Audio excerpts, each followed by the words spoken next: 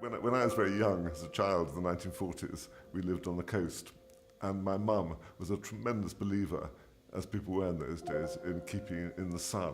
And I spent much too much of my childhood in the sun. I think because I've got fair hair, that's what really caused my problems. And I think there's an awful lot of people from my generation who have suffered, rather like people in Australia and South Africa suffered, because people of that period didn't realise how bad it was to be in the sun so much.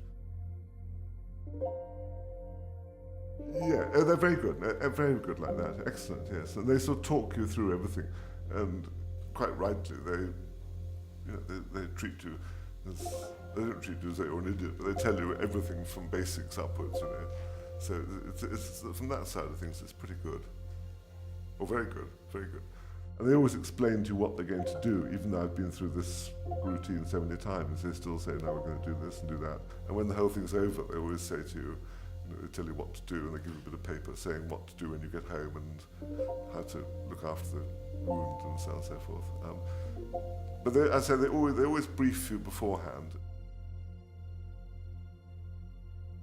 Yes, on the day of the surgery, I rolled up here, and you always have to wait a bit because it's very busy and so on. You sit around and read a book or do whatever you want to do. And then you're told the time has come to do the operation on you, and you go in there, and one puts on one of those extraordinary gowns that they love in hospitals, which I can never get. You put your arms in first, and you have to tie the neck up, and I can never get them on, so I always have to get the nurse to do it for me because I'm so stiff. And then you go in, and even just on something on your face, which is what I was having, you still have to, obviously you take your shirt off and so on, and put this gown on.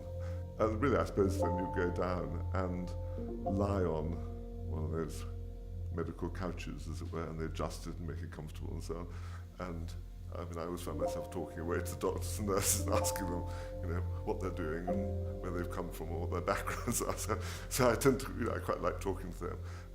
And then I suppose the next stage really is they sort of dab you with various liquids, and then they give you an injection. And I always find the injection is, again, there's nothing to be terribly frightened of. They're so good now, the anaesthetics, and they take effect very quickly. I think what people dread is that they sort of jab you, and then they sort of prod you with a pin, and they say, "Can you feel it?" After they put in and you say no. And I think what people always dread is that they'll start sawing away, and you'll feel it, because the anaesthetic won't have worked. But basically, one just lies there, and obviously keeping as still as you can. And because the anaesthetic is painless, but it is, as I say, I found rather interesting to know what they're actually doing. You need to be quite patient, because particularly this big one on my forehead, I can't remember how long it did go on for, but it's a slow business. Not so much the actual cutting out of the thing, but the sewing you up. It's a very slow, intricate needlework. It's like doing very fine tapestry or something. Fascinating. No, yes, I certainly found out these sort of operations I've been having here, for these little rodent ulcers, they're not uncomfortable or sore or painful after the event. You have to look after them. And as I say, you have to walk around with these plasters or bandages on you, which is rather embarrassing if they're on your face. But otherwise, certainly it's not painful or uncomfortable or anything like that. Very happy, absolutely thrilled.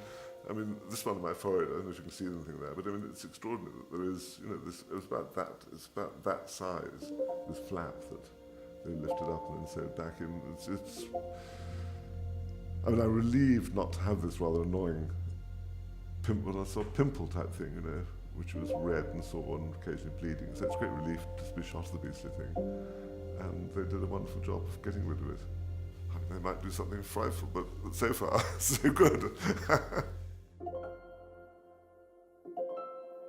Yes, I would certainly, people are worried about or wondering about whether to go ahead with this kind of surgery. I would certainly say, yes, for goodness sake, do, and go and get good advice, and you'll be well looked after, and I'm sure you'll benefit from it.